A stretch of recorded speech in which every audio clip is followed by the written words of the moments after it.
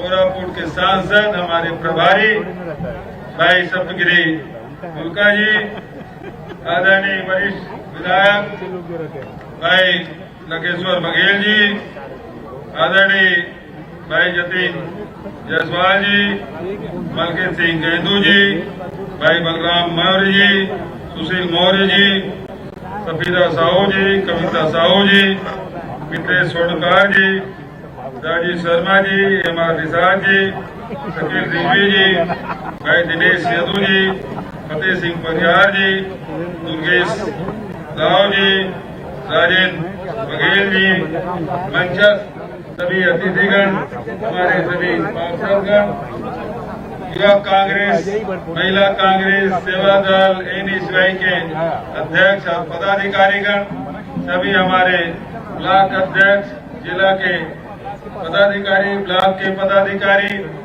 सभी हमारे सेक्टर और जोन से आए हुए सब साथीगण, बूथ के अध्यक्षगण और बस्तर जिला से हर गांव से आए, शहर के हर वार्ड से आए सभी साथियों को मेरा नमस्कार, जय जोहार।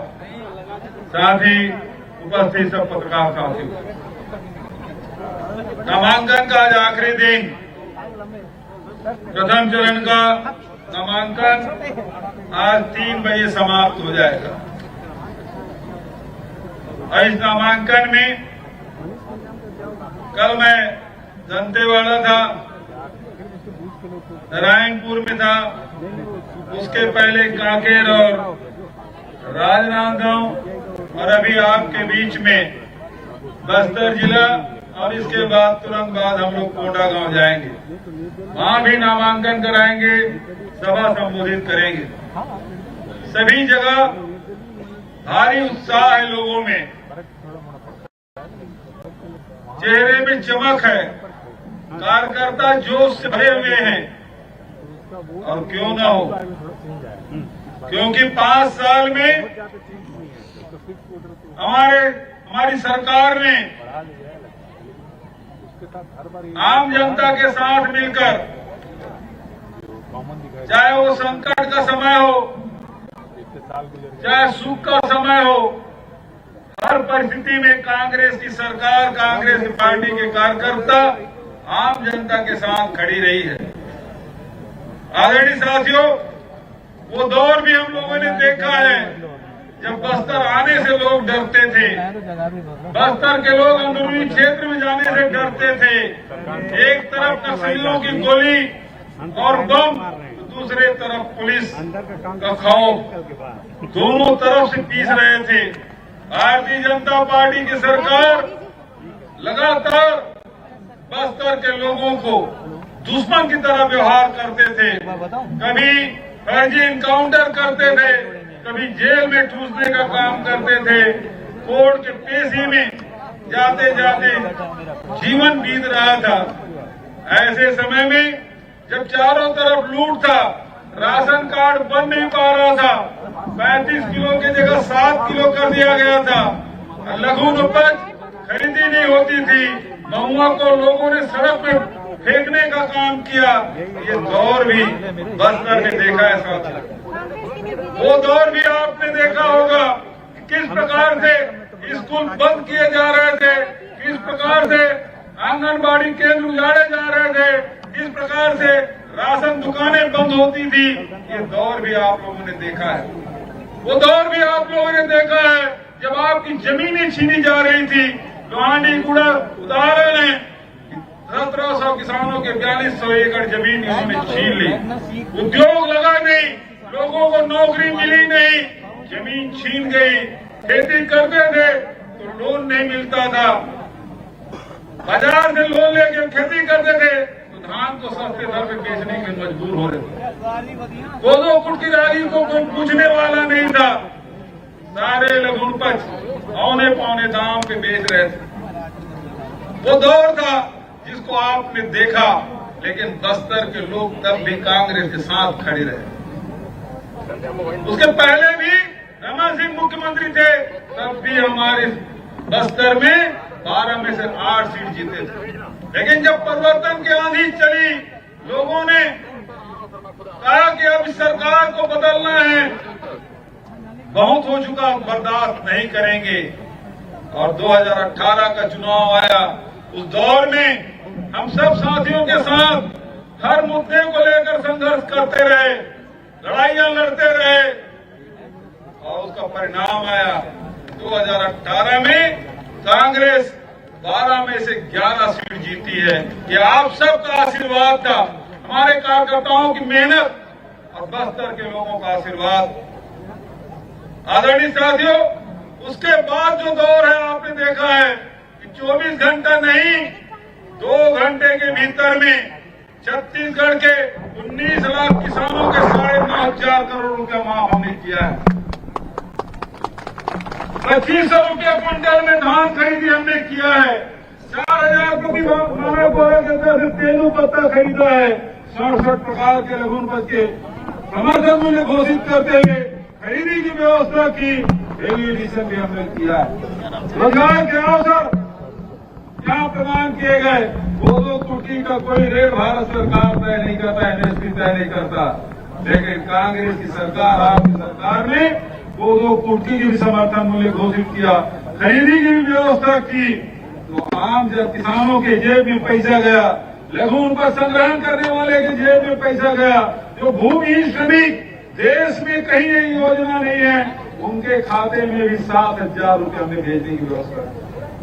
आदरणीय साथियों, फॉरेस्ट राइट एक पट्टा भी, सामुदायिक दावे के पट्टे भी, वन अधिकार संसाधन के पट्टे भी आपको दिया और उस पट्टे के माध्यम से आपके धान की खरीदी भी हम लोगों ने किया।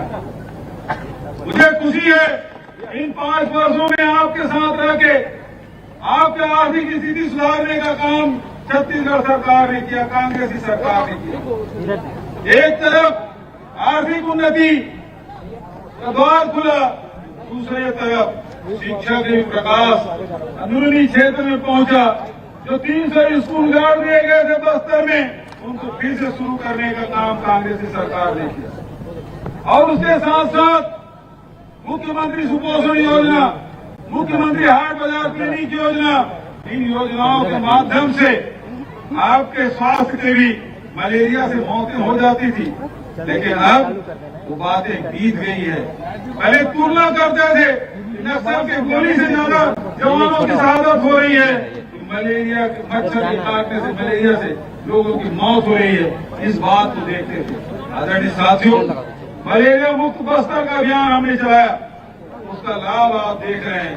सड़कें बनाई, पुल बनाए, पानी की व्यवस्था हमने की, पेयजल की व्यवस्था की, सड़कों का जाल ऐसा बिछा कि आप बस्तर में आप कोने कोने में जा सकते हैं, आसानी से आप पहुंच सकते हैं।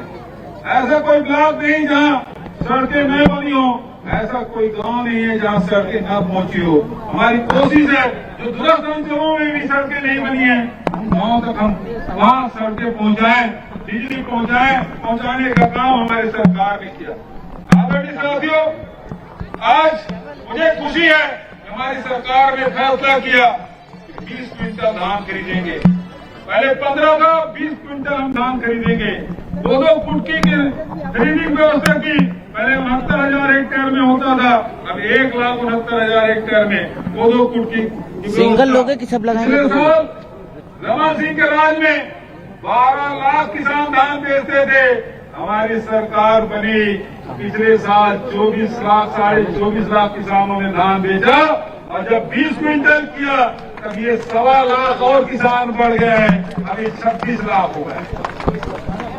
धान 56 लाख मीट्रिक टन खरीदते थे, पिछले साल 107 लाख मीट्रिक टन खरीदा और इस साल तो 125 और 130 लाख मीट्रिक टन जाएगा। उसकी व्यवस्था हमने कर दी है, बारदाने की व्यवस्था कर दी, तौलाई की व्यवस्था कर दी, ट्रांसपोर्टिंग की व्यवस्था कर दी और पैसे की व्यवस्था कर दी। जैसे पिछले साल तीसरे दिन आपके खाते में पैसा पहुंचा था, इस साल भी तीसरे दिन आपके खाते में पैसा पहुंचेगा। 1 नवंबर से शुरू होगा।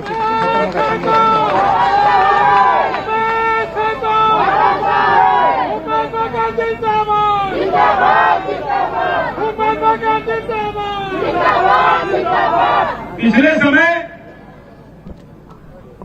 ये अभी प्रधानमंत्री जी आए थे, कल अमित शाह जी आए थे, वो बोलते हैं कि धान हम लोग खरीदते हैं, केंद्र सरकार खरीदती है। सफेद झूठ,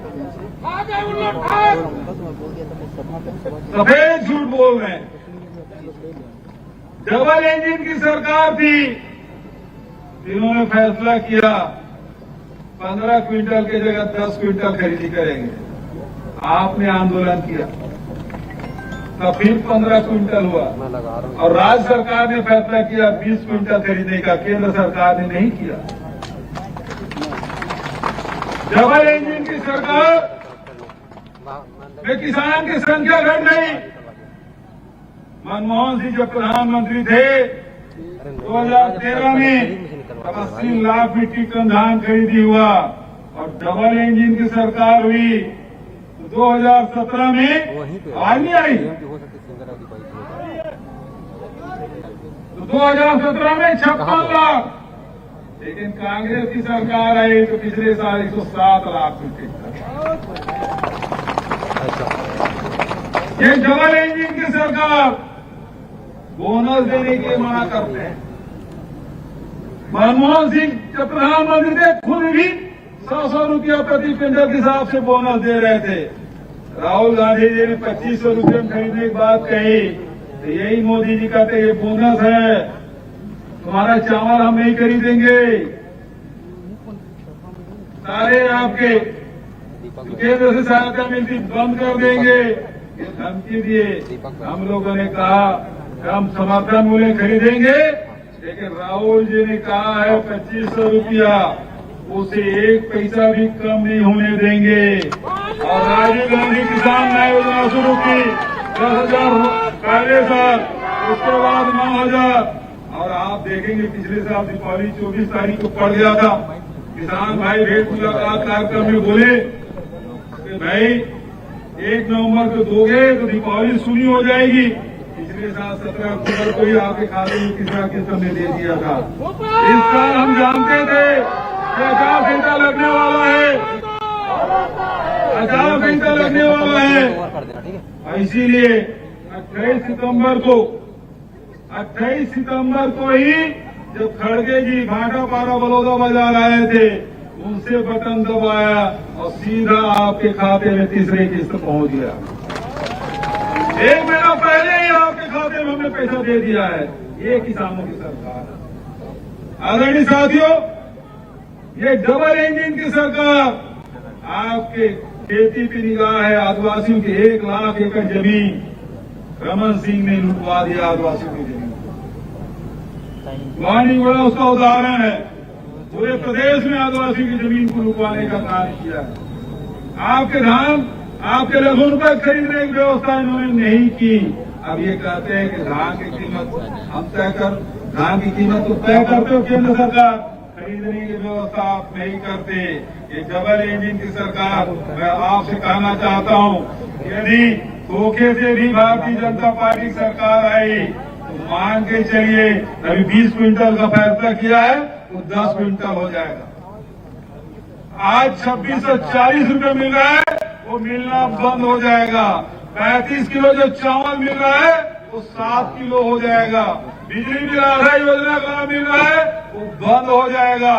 15 साल में एक भी अंग्रेजी स्कूल इन्होंने नहीं खोला, हमने 750 स्कूल खोला, बंद करवा देंगे। क्यों? क्योंकि आपकी शिक्षा से आपके रोजगार से इनको कोई लेना देना नहीं। वो तो यहाँ बस्तर के लोगों को दुश्मन मानते हैं, दुश्मनी करते रहे। आपको लूटने और ठगने का काम किया है। आदरणीय साथियों, हम वहीं तक नहीं रुके, बल्कि मैं आपसे कहना चाहता हूं कि आपको उनको थोड़ा बुलवाने का कोशिश अपने पास। हमने ये गौ माता की जय बोलते हैं, लेकिन कभी गोबर खरीदने की व्यवस्था नहीं की। हम 2 रुपये किलो गोबर भी खरीद रहे हैं, 4 रुपये लीटर में गौमूत्र भी खरीद रहे हैं। गौ माता के लिए 10,500 गौठान भी हमने बनाया है और रोजगार भी देने की व्यवस्था हम लोगों ने की है। तो जनता की सेवा तो किए ही।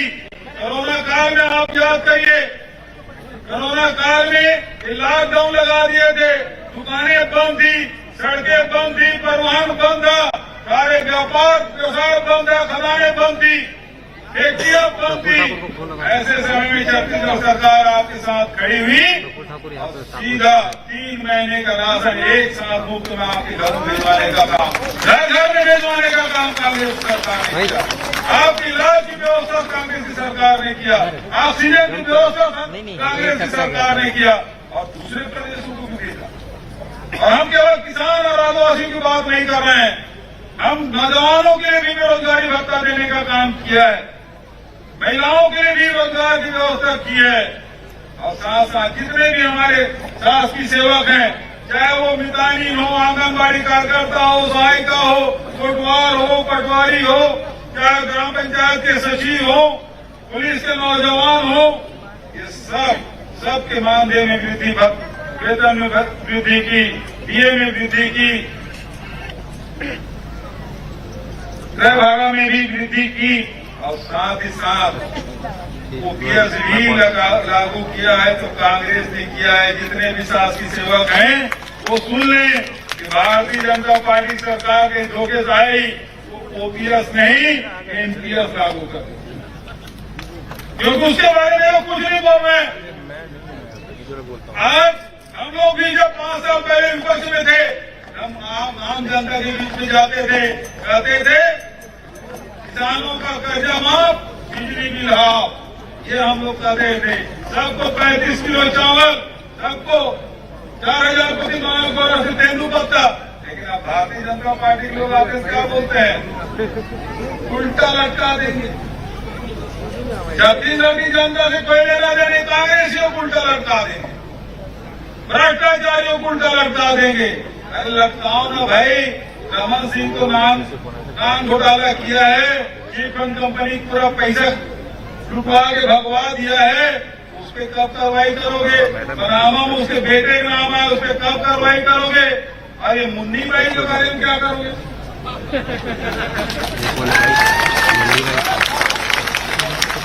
तो गए थे कोंडा गांव, मुन्नी भाई को भूल गए, बस्तर के लोग नहीं भूले। मंत्री होते हैं, शिक्षा मंत्री, उसकी पत्नी इस जगह कोई लाभ पेंशन दिलाने जाए, ऐसे लोगों के नामांकन में आया।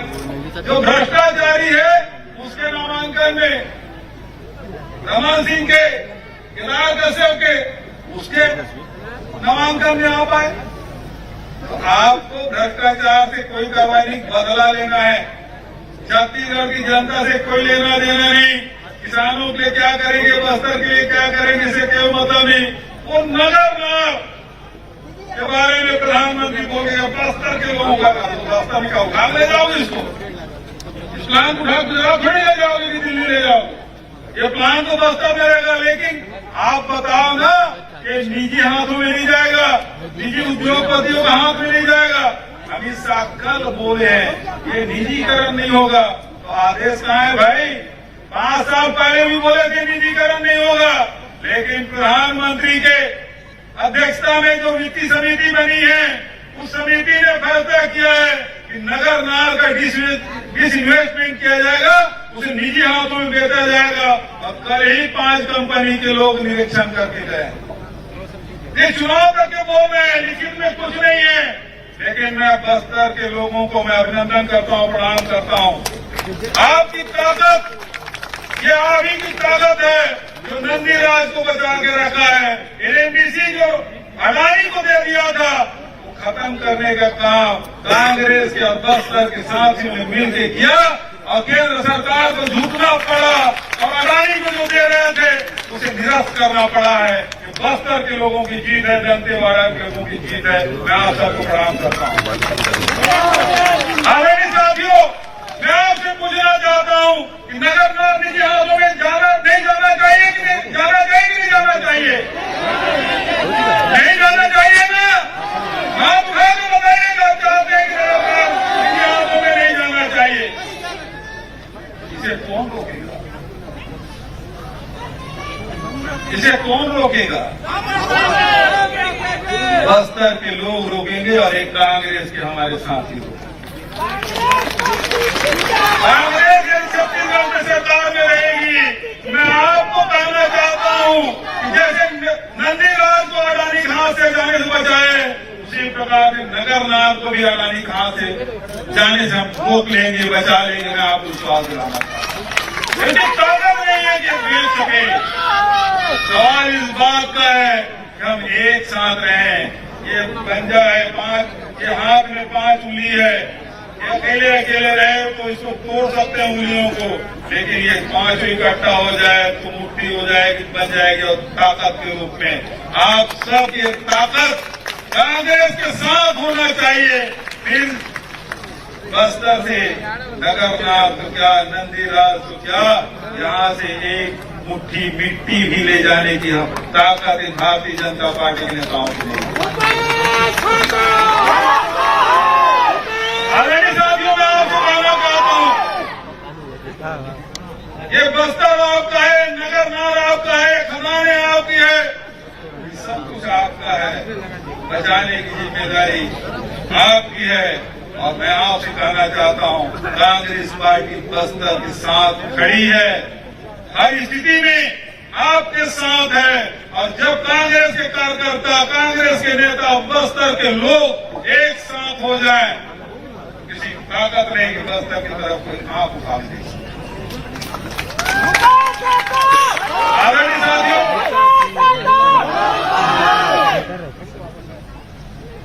ये बहुत धर्मांतरण की बात करते हैं,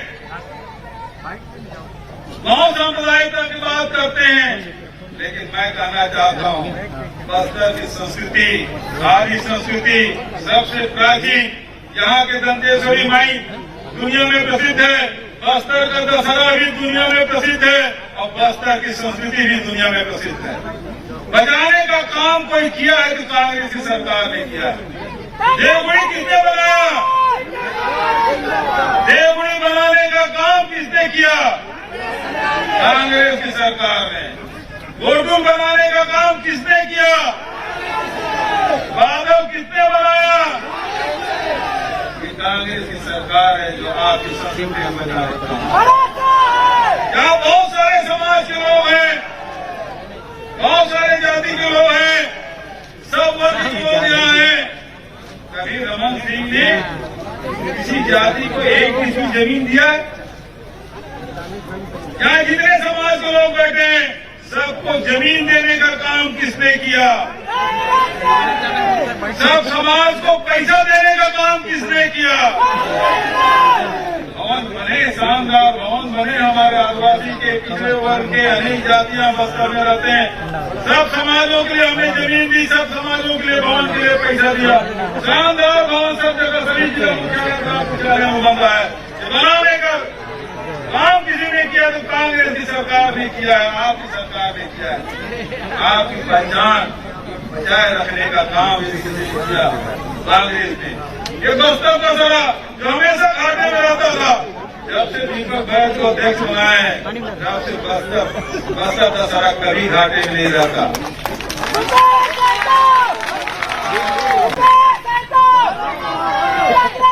अविनाश भाई,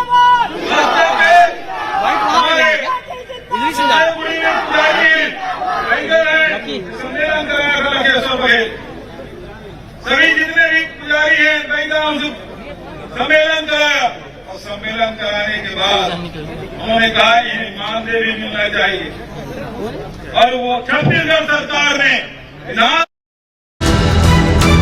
ये है इंदू ब्रॉडकास्टिंग प्राइवेट लिमिटेड और आप देख रहे हैं इंडियन न्यूज, हर पल हर क्षण हर सच।